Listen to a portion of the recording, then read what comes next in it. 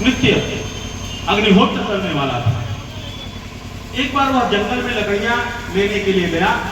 वहां पर देखा कि कुछ आदिवासी भील भीलनी आपस में संबंध स्थापित कर रहे थे और देख करके उसका मन बिगड़ गया और वह अपने कर्म से हट गया।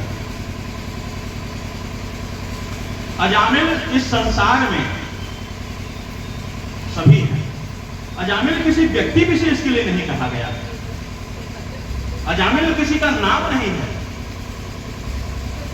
अजा का अर्थ होता है माया और मिल का अर्थ होता है मिलना। जो माया में मिला हुआ है वो अजामिल है।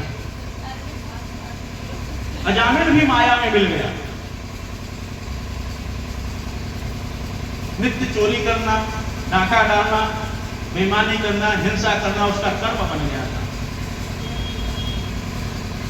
और उसकी पत्नी भी उसी की तरफ थी।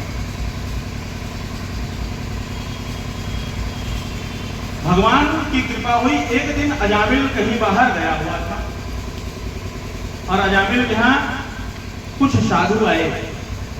उस गांव में साधु आए। उन्होंने कहा कि किसी सात्विक ब्राह्मण का घर बताओ जहां पर हम शाम को कुछ भोजन पा सके। गांव के बच्चे थे। उन्होंने कहा कि सबसे बढ़िया पंडित जी वो हैं, आप चले जाइए उनके घर पर। साधुओं को क्या पता, पहुंच गए अजामिल के घर। माता भिक्षाम देहि, माता भिक्षाम देहि। तो अजामिल की पत्नी दरवाजा खोली, बाहर निकली। जब उन्होंने देखा साधु को तो उसने भगा दिया कि आप लोग यहां से चले जाइए, हम भिक्षा नहीं देंगे आपको। लेकिन उसके साधु तो चल दिए, उसके मन में कुछ विचार आया। उसने कहा अच्छा सुनिए, इधर आइए, मैं आपको भिक्षा तो दे रही हूं लेकिन आप लोग यहां रुकिएगा मत। यानी कभी हमारे अगर पति आ गए तो निश्चित रूप से आप लोगों को मारने लगेगा, साथ साथ हमको भी मारेंगे। अजामिल की पत्नी ने उन्हें भिक्षा में अन्न दे दिया। अब साधु भी बड़े हठी। उन्होंने कहा कि अब हम रात में जाएंगे कहां? यही सामने बगीचा है, इसी बगीचे में भोजन बनाएंगे, पावेंगे भगवान के पास। ये दरवाजा बंद करके अंदर हो गई। उन्हीं के बगीचे में, अजामिल के बगीचे में बैठ करके साधु महाराज सभी भोजन बनाने लगे। अजामिल आया, देख रहा है कि साधु मिलकर के अपना भोजन बना रहे हैं, कुछ भजन गा रहे हैं। घर में गया, पता किया तो बोले कि हम ही दे दिए थे। पहले तो अपनी पत्नी को पल भर मारा, खूब मारा कि तुमने दान किया क्या? मैंने कहा है कि तुम्हें किसी को कुछ नहीं देना है, हमारा काम सिर्फ लेना है। फिर वह साधुओं के पास गया और जामिल ने कहा कि ऐसा है कि जितना जल्दी हो सके उतना जल्दी आप लोग यहाँ से निकल जाओ, निकलो यहाँ से, भगो। तो साधु ने कहा अच्छा कुछ भोजन पाने बन गया है तब जाए। तो जामिल ने कहा अच्छा ठीक है, भोजन करके निकल जाना, यहाँ रुकना मत। साधु ने कहा ठीक। साधु ने भगवान का भजन किया, भोजन पाया और उसके बाद ही नहीं गए, वहीं पर बैठे रहे। अजामिल फिर गया कि आप लोग गए नहीं? क्या भाई भोजन किए तो बिना दक्षिणा लिए कैसे जाएंगे? अब दक्षिणा दो तो चले। अजामिल बोला हमारा ही खाए, हमसे भी दक्षिणा लोगे? हमारे पास एक पैसा नहीं, हम नहीं देंगे। साधु बोले मुझे पैसा नहीं चाहिए, मुझे कुछ पैसा नहीं चाहिए, तुम एक काम करो, हमें तुम एक वचन दे दो। बोले क्या वचन? अपने जो पुत्र है तुम्हारा, सबसे छोटे वाले पुत्र होने वाला है, मैंने देखा कि तुम्हारी पत्नी गर्भवती है, उसका नाम नारायण रखना। अजामिल बोला हाँ हाँ ठीक है रख देंगे, चलो हटो यहाँ। साधु चले गए। अजामिल के 9 पुत्र थे, 10वां होने वाला था। 10वां पुत्र हुआ, अजामिल ने उसका नाम नारायण रख दिया। अजामिल ने कहा इसका नाम नारायण रहेगा, मैंने किसी को वचन दिया है। उसने सिर्फ एक बार नारायण का नाम लिया, इसका नाम नारायण रहेगा, बस। उसके बाद उसने कभी उसे नारायण के नाम से बुलाया नहीं। 25 नाम होते हैं भाई, चिंटू पिंटू रिंकू 18 नाम है, कोई भगवान के नाम पर जरूरी है भगवान का नाम लिया जाए? जीवन बीत गई। अजामिल के मरने की बारी आ गई, मृत अवस्था में अजामिल पहुंच गया, तो वहां पर उसने अपने सबसे छोटे वाले पुत्र को ही बुलाया बेटा नारायण मुझे बचाओ। जब उसने देखा कि घनघोर यमदूत आकर के यहाँ पर बैठे हुए हैं हमें ले जाने के लिए, भयानक शरीर है, तो उसने 3 बार पुकारा, बेटा नारायण मुझे बचाओ, बेटा नारायण मुझे बचाओ, बेटा नारायण मुझे बचाओ। यह कहकर उसकी मृत्यु हो गई। सभी जो यमराज के दूत थे उसे लेकर के यमलोक को चले गए। चित्रगुप्त जी के यहाँ जब लेखा पढ़ी हुई तो वहां पे चित्रगुप्त ने किया कि अपने जीवन में 4 बार भगवान का नाम लिया है। उसके पहले उसने जो भी पुण्य किए थे इतने पापी सभी खत्म हो गए थे। 4 बार भगवान का नाम लिया है, 1 बार अपने बेटे के जन्म के समय और 3 बार मृत्यु के समय। तो 4 बार नारायण का इसका कितना फल दिया जाए इसको, तो यमदूतों को तो पता नहीं था। चित्रगुप्त जी बोले कि चलो चलते हैं यमराज के। यमराज के यहां पहुंचे और यमराज से पूछा कि महाराज इसने जीवन में 4 बार नाम लिया है, उसका फल कितना दे दे। तो यमराज बोले कि इसकी गणना हमें नहीं पता, एक काम करते हैं, चलते हैं ब्रह्मदेव के यहाँ पूछते हैं, ब्रह्मा जी के यहाँ ब्रह्मलोक में। चलिए, अब चित्रगुप्त यमराज अजामिल को लेकर के ब्रह्मलोक गए। वहां ब्रह्मा जी से पूछा कि नारायण नाम लेने का कितना फल होगा। नारायण शब्द का अर्थ होता है जल में शयन करने वाला, नार का अर्थ होता है जल, अयन माने निवास करने वाला, जो जल में निवास करे उसे नारायण कहते हैं। ब्रह्मा जी ने कहा कि मुझे नहीं पता। ब्रह्मा जी ने कहा एक काम करते चलते कैलाश, भगवान शिव दिन रात जपते हैं।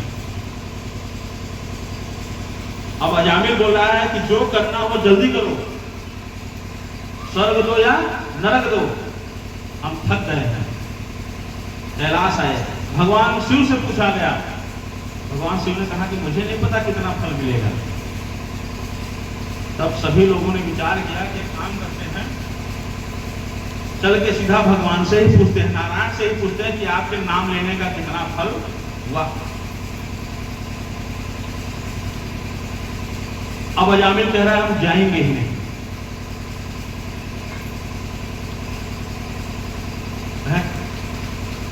कहा हमको पालकी लाओ, हम पालकी में बैठ के चलेंगे, हम थक गए हैं जाके। अब पालकी आई तो उठाने वाले चाहिए, उठा कौन रहा है? ब्रह्मा, शिव जी, यमराज, चित्रगुप्त। अजामिल की पालकी उठा करके बैकुंठ को चले और जैसे ही जय विजय ने उनको देखा तुरंत द्वार छोड़ के खड़े हो गए कि एक बार सनक सनंदन सनातन संतादिक ऋषियों को हमने रोका था तो 3 जन्म पाया था राक्षसों ने। ये इतना महान है, इतना महान है कि इसको जब इतने देवता कंधे पर लाद के ले आना, पहले ही हट जाओ। वहां पर जा करके भगवान से पूछे कि प्रभु आपके नाम का फल क्या होगा। भगवान ने कहा कि मेरे नाम का यही फल है कि आप लोगों के कंधे पर बैठ करके बैकुंठ तक आ गया है। उस वक्त अजामिल को मन में बड़ी ग्लानि हुई कि हमने सिर्फ जीवन में 4 बार नाम लिया तो इतना फल मिला, अगर जीवन भर नाम लेते तो हमें कितना फल मिलता। एक सेठ था, वो रोज कथा सुनने के लिए जाता था। महाराज जी आए हुए थे, कथा सुना रहे थे। जब अंतिम दिन वो जाने लगे, बोले भाई मुझे गांव वालों, मुझे एक आप लोग हमें कुछ दक्षिणा दे, दक्षिणा के तौर पर। तो सभी लोगों ने पूछा कि बताइए महाराज आपको क्या चाहिए? मुझे चाहिए कुछ नहीं, आप लोग सिर्फ एक वचन दो कि अगर आपके अंदर कुछ दुर्गुण है तो उसे आप छोड़ देंगे, या भगवान का नाम नहीं लेते तो आप भगवान का नाम लेंगे। तो सभी लोगों ने कुछ न कुछ संकल्प लिया। किसी ने कहा मैं भगवान का जप करूंगा, किसी ने कहा मैं बीड़ी छोड़ दूंगा, किसी ने कहा सिगरेट छोड़ दूंगा। एक सेठ जी थे, उन्होंने कहा कि मैं संकल्प लेता हूं कि मेरे घर के सामने जो कुम्हार है बिना उसका मुख देखे मैं पानी नहीं पीऊंगा। ये संकल्प लेकर के चले आए। ये नित्य सुबह उठते पहले जाकर कुम्हार का मुख देखते थे। ये बात उनके परिवार वालों को भी नहीं पता था। इस तरह करते करते 12 वर्ष बीत गए। सेठ जी जाते कुम्हार का मुख देखते, आकर के एक दिन सेठ जी चले गए रिश्तेदारी में, वहां रात रुक गए। वहां से आने में इनको हो गई देर। यहां कुम्हार को लानी थी मिट्टी, वो मिट्टी लेने के लिए चला गया पर्वत की ओर। वो दौड़े दौड़े आए, दोपहर हो गई थी, गर्मी का दिन था, बिना पानी पिए पहुंचे। कुम्हार की पत्नी से पूछा कहाँ गए कुम्हार, वो तो गए मिट्टी लाने के लिए। सेठ जी पीछे पीछे दौड़ते चले जा रहे हैं। वहां पर कुम्हार मिट्टी खोद रहा था तो उसे घड़ा दिखाई दिया। उस घड़े में धन भरा हुआ था, सोने के सब्जियां भरी हुई थी। और तब तक सेठ जी भी पहुंच गए वहीं पर। और सेठ जी तो बड़े प्यासे थे। कुम्हार सोच रहा था कि ये कोई देखे ना, और तब तक सेठ जी दूर से उसका मुख देख के बोल रहा है देख लिया देख लिया देख लिया। अब कुम्हार बोल रहा है सेठ जी ऐसा करो, आधा आप ले लो आधा हम ले लो, किसी को बताना है, जब देख लिया हो तो आधा ले लो। सेठ जी वहां पर पहुंचे और असभ्यों से भरे हुए सोने की, सेठ जी उसको देख करके रोने लगे। उधर कुम्हार भी रो रहा है, दोनों पहले खूब रोए। तो कुम्हार बोल रहा है सेठ जी आप क्यों रो रहे हैं? तो सेठ जी बोले पहले तुम बताओ तुम क्यों रो रहे हो? क्या हमारी तो गरीबी कट गई, अगर आधा भी हमें मिलेगा तो हमारी गरीबी कट गई। और सेठ जी ने कहा कि मैं 12 वर्ष तक तुम्हारा मुख देख के पानी पी रहा था, उसका ये फल मिला। अगर मैं 12 वर्ष तक भगवान का मुख देख करके मैं जल पीता तो मेरा क्या फल मिलता मुझे? बोलिए सच्चिदानंद भगवान की।